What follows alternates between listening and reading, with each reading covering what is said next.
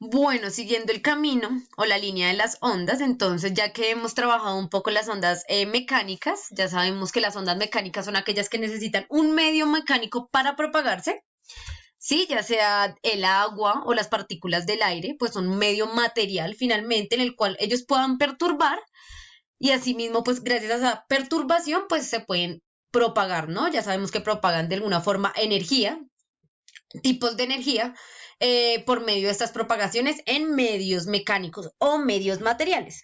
Ahora, ¿qué pasa con las ondas electromagnéticas? Las ondas electromagnéticas también generan perturbaciones, son exactamente lo mismo, siguen teniendo las mismas partes de la onda, siguen teniendo la frecuencia, ¿sí? Que ya sabemos que la frecuencia es como la cantidad de ciclos que genera una onda en una cantidad cierta de tiempo que ese tiempo, el cual tarda en dar un ciclo cada onda, ya sabemos que las ondas pues son como ciclos que vuelven a su punto de equilibrio generalmente, eh, ese tiempo que tardan en dar en ese ciclo pues es un periodo de la onda, sí, que ahora tenemos la longitud de la onda también igual que las ondas mecánicas, que pues la longitud de la onda me dice qué tan amplia es la onda o qué tan comprimida está.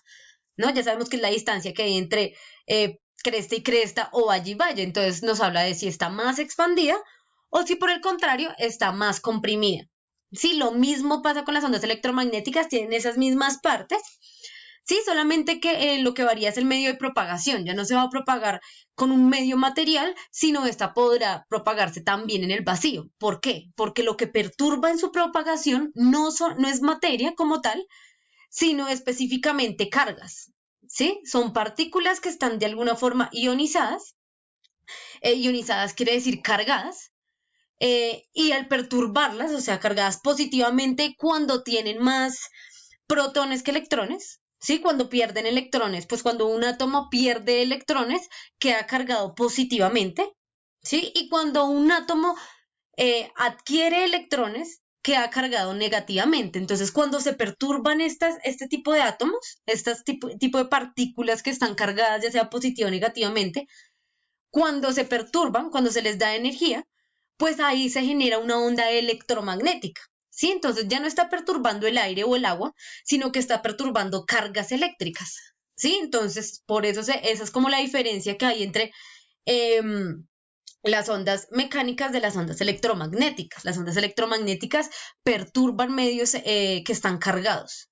¿Listo? Por eso se propagan en el vacío, cosa que no pasa con las mecánicas, porque las mecánicas necesitan un medio material que no va a estar en el vacío. Entonces, más o menos esta es como la diferencia en la longitud de onda y en las frecuencias de las ondas electromagnéticas. Es prudente pues aclarar que todos los días y en cada momento estamos expuestos a ondas electromagnéticas de todo tipo. Ellas se propagan en forma de radiación, ¿no? A radiación electromagnética.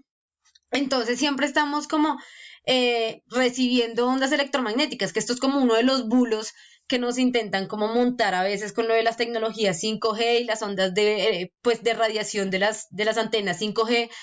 Es como si nos quisieran mostrar que nunca estamos, como que estas ondas de radiación son nuevas, ¿sí? Como que nosotros no estamos en contacto constantemente de las ondas de radiación, cosa que no es cierto. Acá vemos que nomás las ondas visibles, recuerden la parte de la luz visible, ¿no? Nosotros vemos una onda electromagnética que todo lo que nosotros vemos está dado en este rango.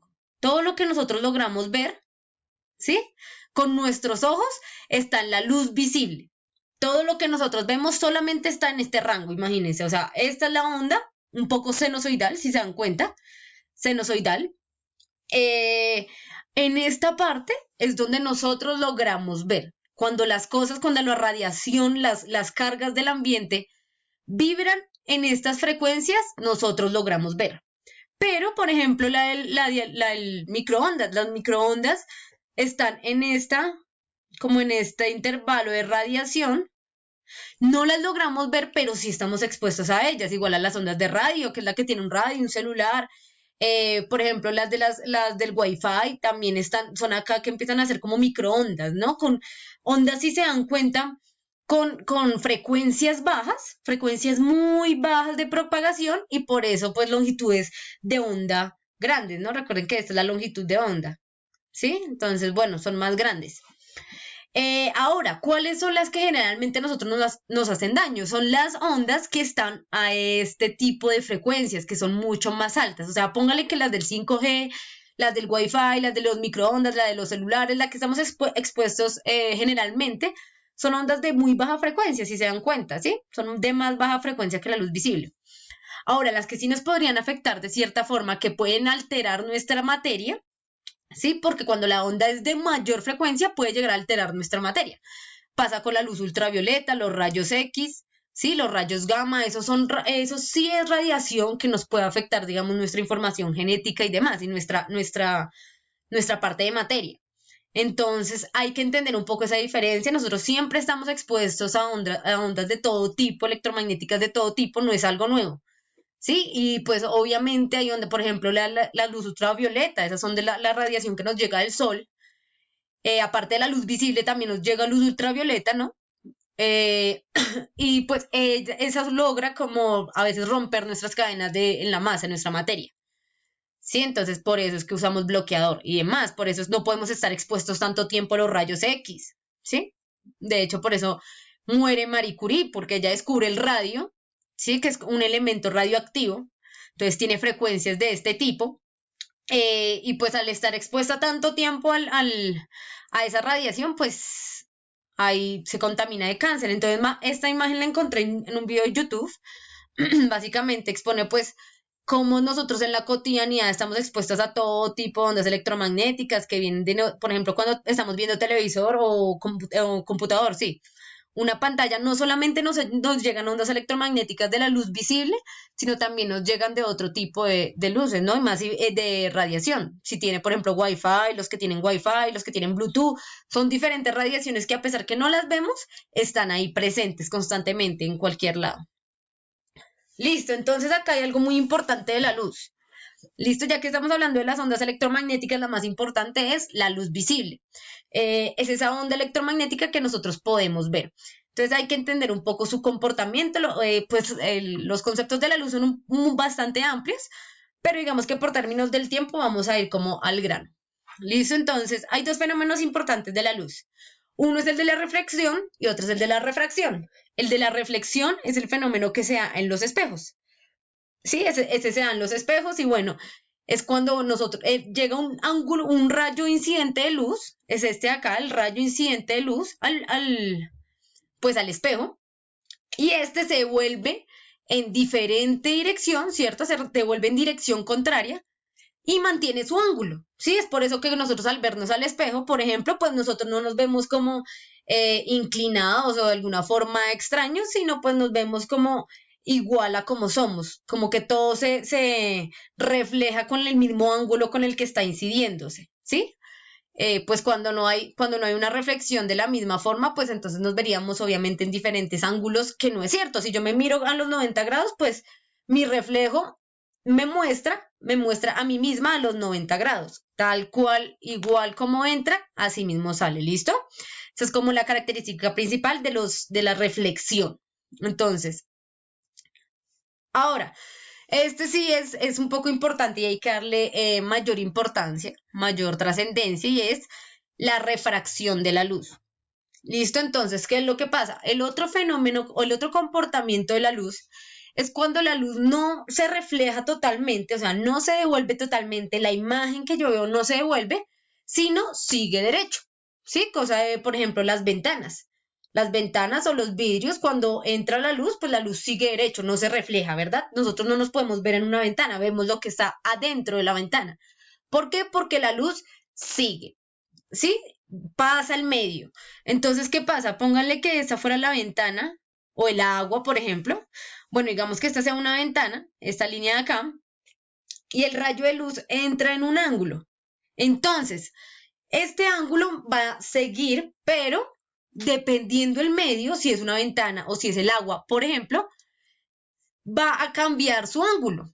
¿Sí? Entonces, por ejemplo, si viene de un medio rápido, la luz, como por ejemplo un medio rápido de la luz es el aire. ¿Sí? El aire es un medio muy rápido de la luz, pues porque no hay como medios materiales que lo obstaculicen. Entonces, viene acá la luz y digamos que pasa un medio más lento, como por ejemplo el agua. ¿Sí? Pasa al agua. Entonces llega la luz y pasa el agua. Entonces acá el ángulo cambia, o sea, decrece, se vuelve más pequeño. ¿Listo? Cuando viene un medio rápido y pasa un medio lento como la luz, ¿por qué digo lento? Porque la luz, en el agua, la luz viaja mucho más lento. Por eso es que nosotros como que cuando nos reflejamos en el agua, vemos nuestro reflejo y lo que hay adentro como en diferentes ángulos, no lo vemos exactamente dónde está. Si hay algo dentro del agua, lo vamos a ver en diferentes ángulos. Entonces es por esto, ¿listo? Porque viene un medio rápido, la luz, y pasa al agua, que es un medio mucho más lento, en donde la luz se le dificulta un poco más pasar y cambia su ángulo, lo achiquita, pues. Otra cosa sería, por ejemplo, cuando viene un medio lento, entonces póngale que el rayo de luz viene de la piscina, por ejemplo, de un estanque de agua, una piscina. Entonces hay una luz adentro y de ahí sale el rayo de luz. Cuando toca acá digamos, el borde ya con la superficie, digamos que es el aire, que pasa el aire, entonces ese ángulo del rayo de la luz va a aumentar. ¿Listo? Se va a hacer más grande. O sea, nosotros afuera de la piscina vemos una lámpara mucho más grande de lo que realmente es. El rayo de luz de la lámpara dentro de la piscina se ve mucho más grande de lo que realmente es. ¿Listo? Eso es como para tenerlo en cuenta. Entonces, para eso, para establecer qué tanto cambia el ángulo dependiendo del medio, para ver qué tanto es la refracción. Recuerden que la refracción es que el rayo de luz siga derecho, pero cambia su ángulo, como que se afecta un poco. Hay una ecuacióncita que no es nada terrible. Entonces dice que es el seno del ángulo del rayo incidente, ¿sí? Por esta n.